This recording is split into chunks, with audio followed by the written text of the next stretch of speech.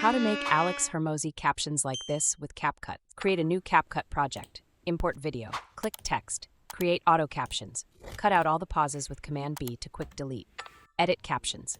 Some captions are too long. Click captions. Split them up. Aim for 2 to 3 words per caption because I'm blonde and long sentences make my brain hurt. Step 3. Styling.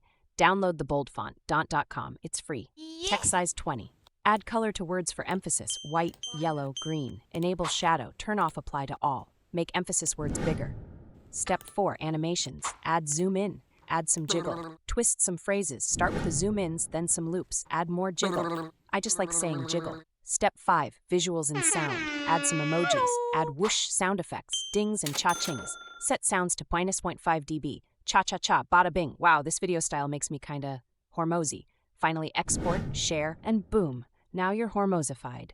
If you're lazy like me, Trenderton.com will do all this for you for unlimited videos. Hit like, subscribe, and check comments.